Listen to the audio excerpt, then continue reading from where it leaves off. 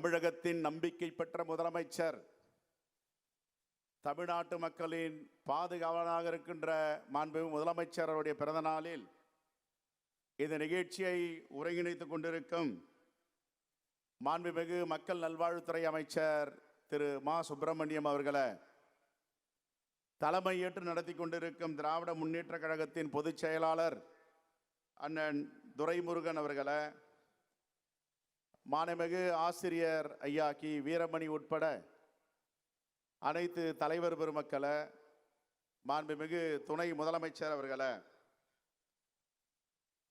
தலைவர் ராகுல் காந்தியின் சார்பாகவும் இந்திய தேசிய காங்கிரசின் தேசிய தலைவர் திரு மல்லிகார்ஜுன கார்கே சார்பாகவும் அண்ணன் தளபதி அவர்களை பிறந்தநாள் வாழ்த்துக்களோடு என்னுடைய உரையை தொடங்குகிறேன். குழந்தைகளின் கல்விக்கு, அனைத்து மத நல்லிணக்கத்திற்கும், சமூக நீதிக்கும், தாய்மொழிக்கும் அரணாக, காவலனாக, பாதுகாவலராக உறுதியாக பணியாற்றி கொண்டிருக்க வருவதாகட்டும்,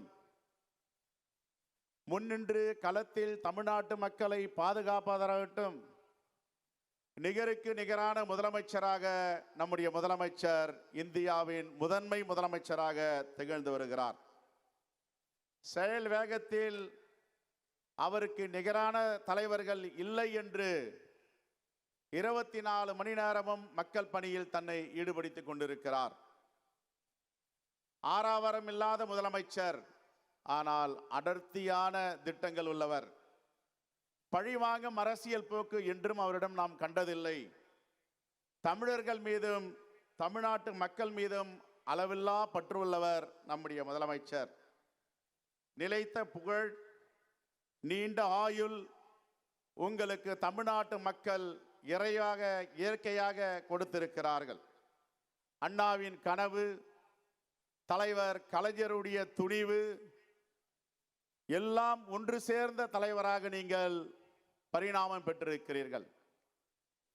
தமிழ்நாடு இன்று எல்லா துறையிலும் பரிணாம வளர்ச்சி பெற்றிருக்கிறது என்றால், மக்கள் உங்களை நம்பி பெரும்பான்மையான வாக்குகள் வித்தியாசத்தில் ஆட்சியை கையில் கொடுத்திருக்கிறார்கள். துணிவான உங்களுடைய நடவடிக்கை, எந்த இடத்திலும் தமிழ்நாட்டு நலனை ஒரு துளியும் விட்டு கொடுக்காத தலைவர். இந்த மண்ணில் மனிதர்கள் உள்ளவரை உங்களுடைய புகழ் வானுயர உயர்ந்து நிற்கும் என்பதில் உறுதியாக நாங்கள் நம்புகிறோம்.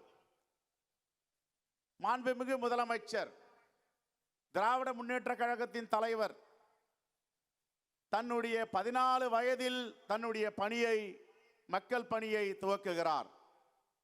பேரறிஞர் அண்ணா, முத்தமிழறிஞர் கலைஞர் இவர்களுடைய கனிவு துணிவோடு இன்று 72 அகவையை எடுத்து வைக்கிறார். நான் இந்தியாவிலே 58 ஆண்டுகள் மக்கள் பணியில இருந்த தலைவர்கள் யாராவது இருக்கிறார்களா என்று பார்க்கிறோம்.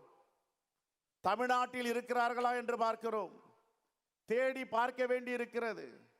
58 ஆண்டுகளும் தமிழ்நாட்டு மக்களுக்காக தன்னுடைய வாழ்க்கையை அர்ப்பணித்த தலைவருக்கு இன்று பிறந்த நாள்.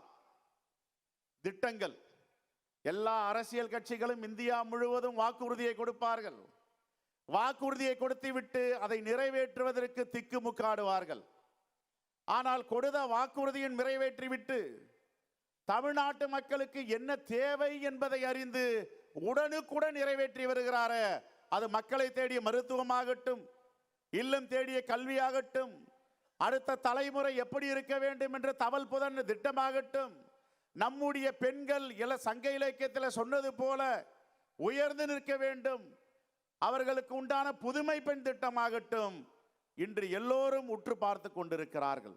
அண்டை மாநிலம் இல்ல, அண்டை நாடே மாண்புமிகு முதலமைச்சருடைய திட்டங்களை வெளி உலகில் கனடாவை போன்ற நாடுகளில் நடைமுறைப்படுத்த முன்வந்திருக்கிறார்கள் என்றால், இது எப்படிப்பட்ட ஆட்சி தமிழ்நாட்டில் நடக்கிறது என்பதை மக்கள் பார்த்து கொண்டிருக்கிறார்கள். அதுதான் சிலருக்கு எரிச்சல், சிலருக்கு பொறாமை, சிலரால் தூங்க முடியவில்லை. தினம் தினம் உண்மைக்கு புறம்பான செய்திகளை அவிழ்த்து விட்டிருக்கிறார்கள். இப்பொழுது புதியதாக 2 ஆண்டுகளாக ஒரு அவதாரம் தோன்றியிருக்கிறது. ஏற்கனவே 45 ஆண்டுகளாக இந்த தேசத்தை பிடித்த பிணி ஒன்று பேசிக் கொண்டிருக்கிறது என்றால் 2 ஆண்டுகளாக துவக்கிய ஒருவர் இப்பொழுது விமர்சனங்களை வைத்து வைக்கிறார். நான் கேட்கிறேன், தமிழ்நாட்டில் எத்தனை வீட்டில் காலை உணவை மக்கள் பருகுகிறார்கள், உணவருந்துகிறார்கள்? எத்தனை வீட்டில காலை அடுப்பு பற்ற வைக்கப்படுகிறது? இதையெல்லாம் இந்த 2 வயது அரசியல்வாதிக்கும் 45 வயது அரசியல்வாதிக்கும் தெரியுமா? எங்களுடைய முதலமைச்சர் 68 ஆண்டுகள் சமூகத்தில் பின்னி பிணைந்திருக்கிறார். 58 ஆண்டுகள் மக்கள் பணியிலே இருக்கிறார். எங்களுடைய கட்சியுடைய தலைவராக இருக்கிறார் என்றால் 75 ஆண்டுகளை கடந்த ஒரு திராவிட முன்னேற்ற கழகத்தின் தலைவராக கம்பீரமாக இருக்கிறார். உங்களுக்கு என்ன அருகதை இருக்கிறது விமர்சனம் செய்வதற்கு? அதை கேட்கிறேன். பசி என்ன என்றால் உங்களுக்கு தெரியுமா? பட்டினி என்றால் உங்களுக்கு தெரியுமா? வறுமை என்றால் உங்களுக்கு தெரியுமா? எல்லாவற்றையும் தெரிந்து வைத்து ஆட்சி நடத்துபவர் எங்களுடைய முதலமைச்சர். நான் கேட்டுக்கிறேன், ஒரு 45 ப்ரோ, அவர் பேர் ப்ரோவா, இன்னொரு வயது 2 வயது ப்ரோ பேசிக் கொள்ளுகிறார்கள். வாட் ப்ரோ, இங்க என்ன நடக்குது ப்ரோ என்றார். அந்த ப்ரோக்கெல்லாம் பசியை பற்றியும் தெரியாது, பட்டினியை பற்றியும் தெரியாது, வறுமை பற்றியும் தெரியாது, தமிழ் பெண்கள் தலை நிமிர்ந்து இருக்க வேண்டியதை பற்றி தெரியாது.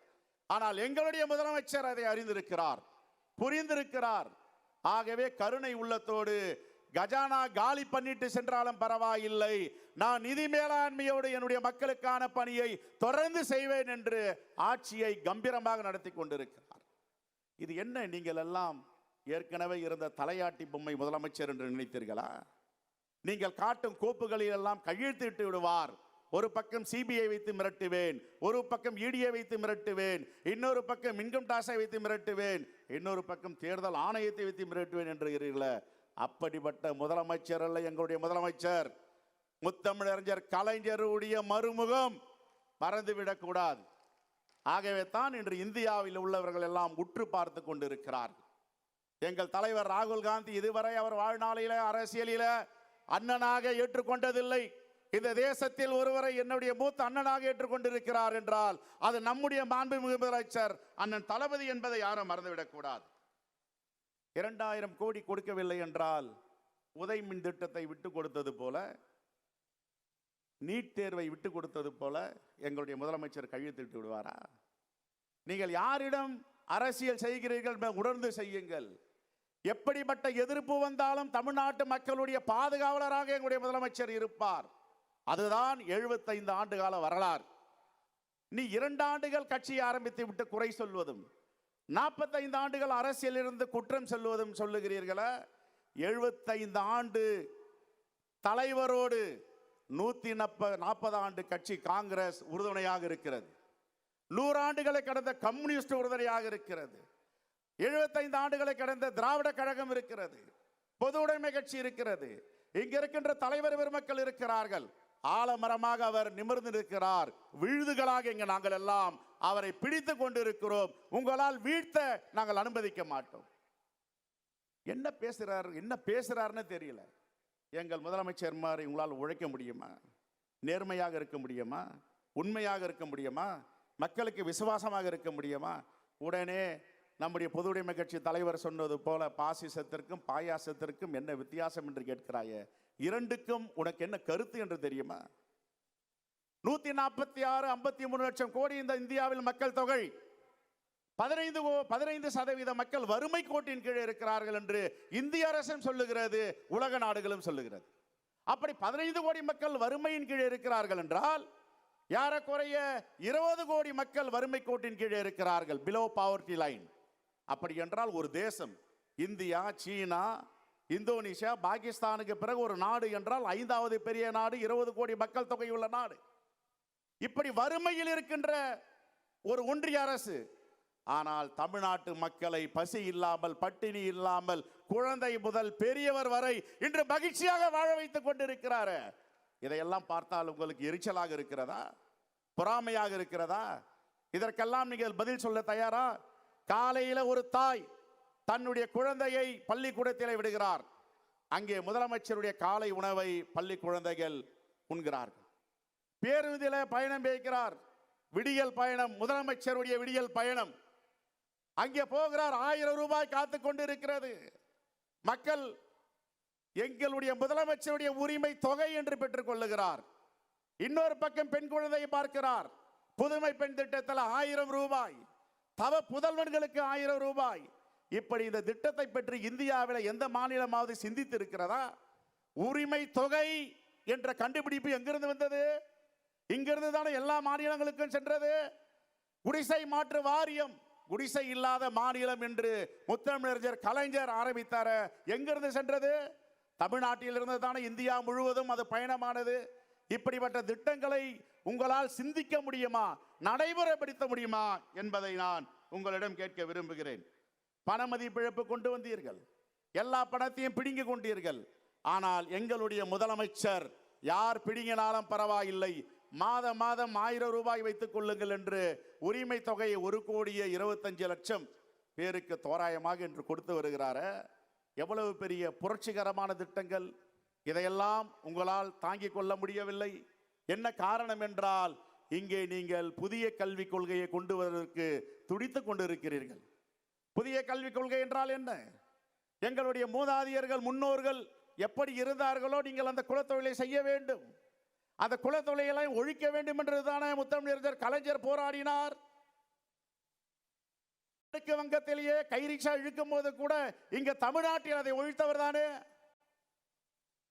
அப்படிப்பட்ட ஆளுமைகள் நிறைந்த தமிழ்நாட்டில் நீங்கள் வாலாட்ட நினைத்தால், தமிழ்நாட்டு மக்களுடைய நம்பிக்கை பெற்ற முதலமைச்சராக எங்கள் முதலமைச்சர் உங்கள் வாளை ஒட்ட நறுக்குவார் என்பதை நான் எச்சரிக்கையோடு சொல்லிக் கொள்கிறேன். இது ஒரு மகிழ்ச்சியான தருணம். 72 வயதிலும் சுறுசுறுப்பாக பணியாற்றி கொண்டிருக்கின்ற முதலமைச்சர். 2 தினங்களுக்கு முன்பு நான் சேலம் ஒரு திருமண விழாவில் கலந்து கொண்டேன். மாற்றுக் கட்சியை சார்ந்தவர்கள் சொல்லுகிறார்கள், காலையிலிருந்து தொலைக்காட்சியில் பார்த்து கொண்டிருக்கிறேன், மதியம் வரை தலைமைச் செயலகத்திலும் மக்கள் பணியிலும் இருக்கிறார். 2:30 மணிக்கு சென்னையிலிருந்து சேலம் வருகிறார். சேலத்தில் திருமண விழாவில் கலந்து கொள்ளுகிறார். அங்கிருந்து 3 மணி நேரம் கோயம்புத்தூருக்கு பயணம் செய்கிறார். கோயம்புத்தூரிலிருந்து சென்னைக்கு வருகிறார். மறுநாள் காலை 9:30 மணிக்கு தலைமைச் செயலகத்தில் இருக்கிறார். இதை எந்தாவது முதலமைச்சர் செய்ய முடியுமா? கூட வந்தவர்கள்லாம் 2 நாள் எழுந்துக்க முடியவில்லை என்று ஓய்வெடுத்துக் கொள்ளுகிறார்கள். அப்படிப்பட்ட முதலமைச்சரை தமிழ்நாடு பார்த்து கொண்டிருக்கிறது. அவ்வளவு சுலபமாக எங்களுடைய முதலமைச்சரை தமிழ்நாட்டு மக்கள் விட்டு கொடுக்க மாட்டார்கள். அவரை கரைத்து பிடித்திருக்கிறார்கள். 1/4 நூற்றாண்டுக்கு அவர்கள்தான் முதலமைச்சர் என்பதை மக்கள் தீர்மானித்திருக்கிறார்கள். இங்க தோழமை கட்சிகள் எல்லாம் முன்மொழிந்தார்கள், வழிமொழிந்தார்கள். நாங்கள் அதை நடைமுறைப்படுத்த தயாராக இருக்கிறோம் என்ற பிரகடனத்தை மாண்புமிகு முதலமைச்சருடைய பிறந்த நாள் விழாவில் இங்கு பதிவு செய்ய நாங்கள் விரும்புகிறோம். என் அருமை பெரியவர்களே, காலம் கடந்து கொண்டிருக்கிறது. மாண்புமிகு முதலமைச்சர் ஏற்புரையாற்ற இருக்கிறார். ஒருவர் சொல்லுகிறார், வாரிசு. வாரிசு என்றால் என்ன? 1000 ரூபாய் உரிமை தொகை கொடுத்து சங்க இலக்கியத்தில் சொன்னது போல தமிழ் பெண்களை தலை நிமிர வைத்த கலைஞருடைய வாரிசு அவர். பெரியார் சொன்னாரு, அனைத்து கோவில்களிலும் அனைத்து சமூகத்தவர்களும் அர்ச்சகராகலாம் என்று. அதை நிரூபித்த பெரியாரின் வாரிசு அவர். மதிய உணவு தான் என்னால் போட முடிந்தது, காலை உணவை போடுங்கள் என்று கனவு கண்டார பெருந்தலைவர் காமராஜர். பெருந்தலைவர் காமராஜருடைய வாரிசு தான் முதலமைச்சர். வாரிசு என்றால் உங்களுக்கு கசக்கிறதா என்ன? இவர் வானம் ஏறி வைகுண்டம் பிடிக்காதவன், கோழி ஏறி உகுரை ஏறி வைகுண்டம், கோழியை பிடிக்காதவன் வானம் ஏறி வைகுண்டம் போனான் என்று கனவு கண்டு கொண்டிருக்கிறார்கள். தமிழ்நாட்டு மக்களை ஏமாற்றி ஒரு கிளாமரை காண்பித்து ஆட்சியை பிடித்து வெல்லலாம். இது வட மாநிலம் இல்லை ராசா, இது தமிழ்நாடு. முத்துவேல் கருணாநிதி அவர்களுடைய ஆட்சி இங்கே இருக்கிறது. இதை யாரும் அகற்ற முடியாது. இங்கே பெருந்தலைவர் காமராஜரும் அவருடன் இருக்கிறார், முத்தமிழறிஞர் கலைஞரும் இருக்கிறார், இங்கே இருக்கிற தோழமை கட்சிகளும் இருக்கிறார்கள்.